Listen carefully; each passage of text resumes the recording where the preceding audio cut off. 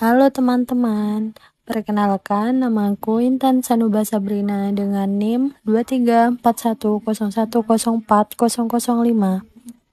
Nah, bagaimana kabar kalian hari ini?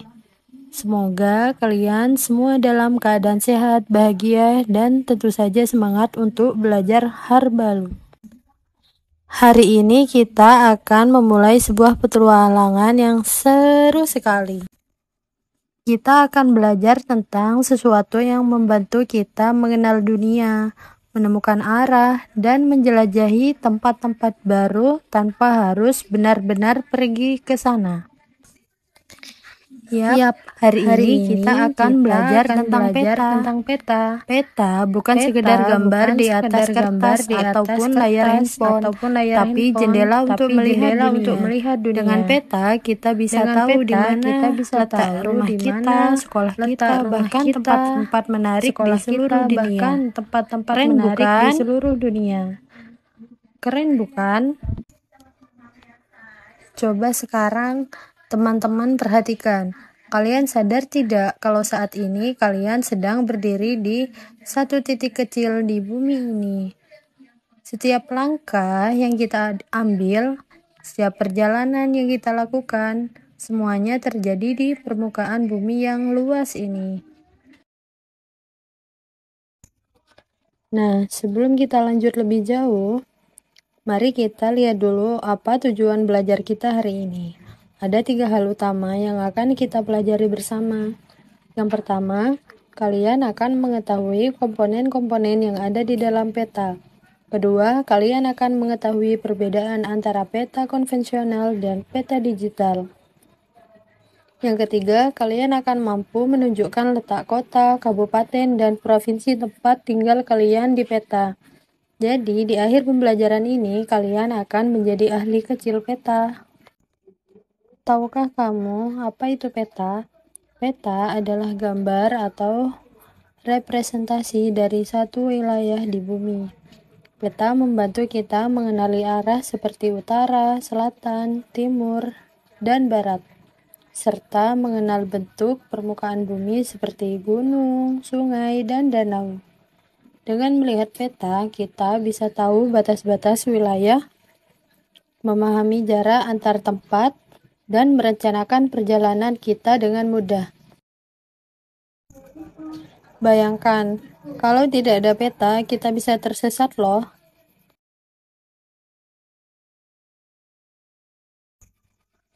Sekarang, peta ada 2 jenis teman-teman. Yang pertama adalah peta konvensional. Ini adalah peta yang biasanya ada di buku, atlas, atau lembaran besar yang bisa kita buka. Yang kedua adalah peta digital. Peta digital bisa kita lihat melalui handphone, tablet, maupun komputer. Contohnya seperti Google Map. Bedanya, peta digital bisa memperbesar, memperkecil, bahkan menunjukkan arah jalan secara otomatis. Tapi, baik peta konvensional maupun digital, keduanya punya fungsi yang sama, membantu kita mengenali tempat. Saat kita melihat sebuah peta, ada beberapa hal yang penting yang selalu ada di dalamnya. Komponen utama peta meliputi arah mata angin, garis astronomis, skala, dan juga simbol. Setiap komponen mempunyai fungsi khusus agar peta mudah dibaca dan dimengerti. Yuk kita bahas satu persatu.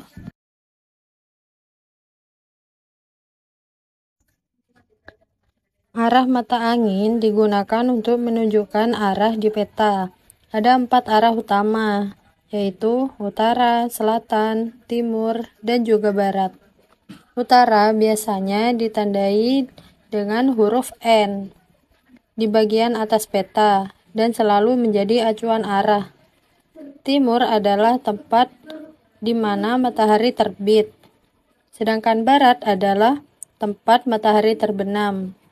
Dengan mengetahui arah mata angin, kita tidak akan tersesat ketika sedang membaca peta.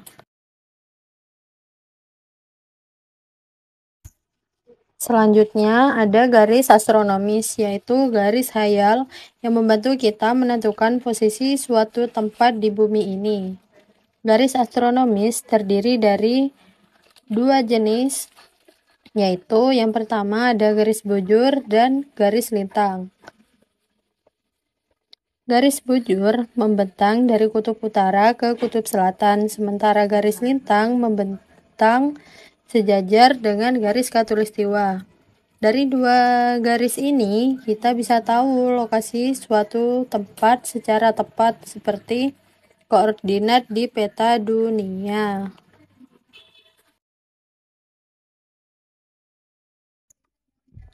Kemudian ada skala peta. Skala ini menunjukkan perbandingan antara jarak di peta dengan jarak sebenarnya.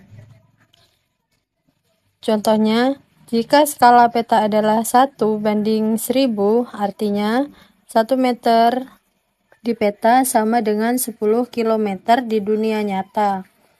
Dengan skala, kita bisa tahu dan bisa menghitung jarak antara dua kota tanpa harus ke sana secara langsung. Hebat bukan? Setiap peta penuh dengan simbol-simbol kecil. Simbol inilah yang membuat peta mudah dibaca.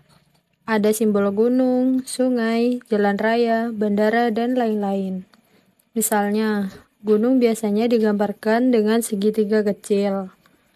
Sungai dengan garis biru berliku-liku, dan kota besar dengan titik atau lingkaran hitam.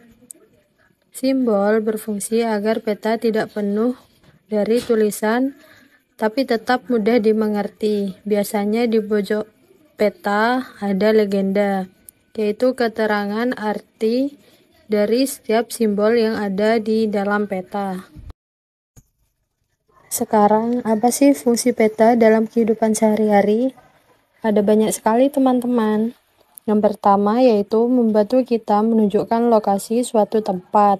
Yang kedua, peta dapat membantu menentukan arah perjalanan. Yang ketiga, peta memberi gambaran bentuk permukaan bumi, seperti gunung, lembah, atau sungai. Yang keempat, peta mampu membantu mengukur jarak antar tempat. Dan yang paling seru, peta bisa membantu kita merencanakan perjalanan ataupun petualangan. Jadi, jika kalian ingin tahu di mana lokasi pantai, gunung, atau bahkan negara lain, cukup buka peta saja. Peta juga menunjukkan batas-batas wilayah. Batas ini merupakan batas negara, provinsi, kabupaten, maupun kota. Contohnya, batas antara Indonesia dan Malaysia terlihat jelas di peta dunia, atau batas antara Jawa Barat dan Jawa Tengah di peta Indonesia. Batas ini penting agar kita tahu di mana suatu wilayah dimulai dan juga berakhir.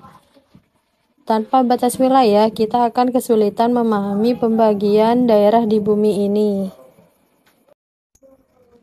Nah, di dalam sebuah negara terdapat pembagian wilayah yang lebih kecil, yaitu provinsi, kota, dan juga kabupaten. Provinsi adalah wilayah besar yang terdiri dari beberapa kota dan kabupaten.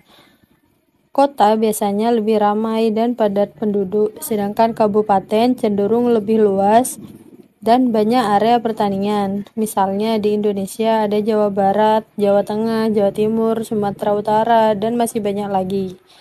Setiap provinsi mempunyai ibu kota, seperti Bandung di Jawa Barat, Semarang di Jawa Tengah, Surabaya di Jawa Timur. Coba kalian tahu nggak, kalian tinggal di provinsi apa?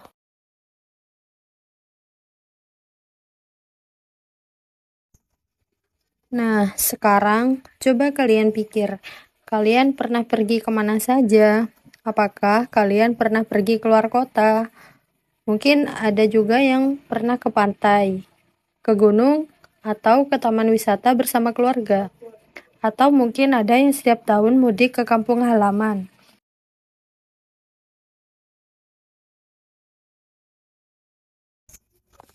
Semua perjalanan itu sebenarnya bisa ditunjukkan di peta, dari kota tempat kalian tinggal menuju kota tujuan. Semuanya bisa dilacak, karena kalau kita bisa memahami tentang peta tersebut.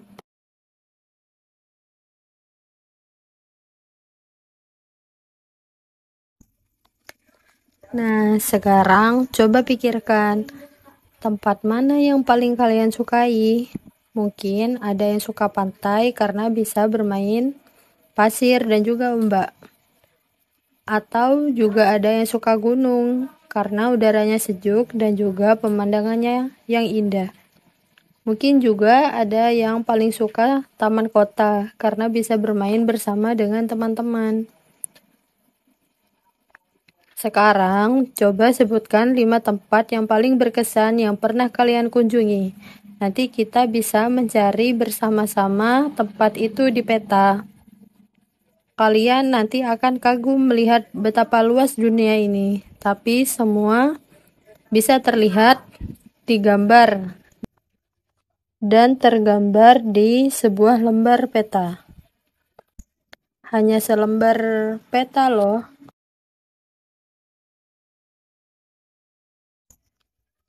Setiap tempat itu bisa kita cari dan tandai di peta. Semakin kalian sering melihat peta, semakin kalian mengenal dunia di sekitar kalian.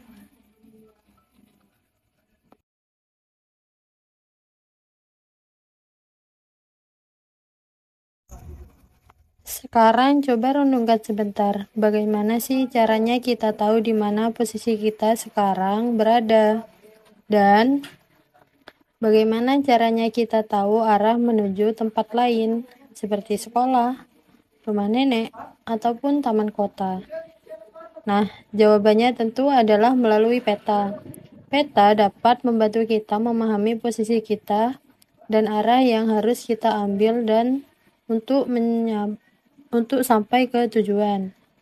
Kalau kalian membuka aplikasi peta di handphone, biasanya akan muncul titik biru.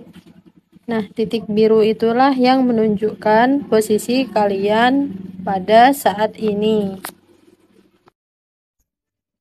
Nah, teman-teman hebat, hari ini kita sudah belajar banyak sekali tentang peta. Kita tahu apa itu peta, jenis-jenis peta, bagian-bagian pentingnya, fungsi sampai bagaimana cara membaca dan menggunakannya. Sekarang, coba buka atlas maupun peta digital di rumah kalian. Lalu cari letak di mana rumah kalian di sana. Lihat juga kota kalian, provinsi kalian, dan wilayah Indonesia di sekitarnya.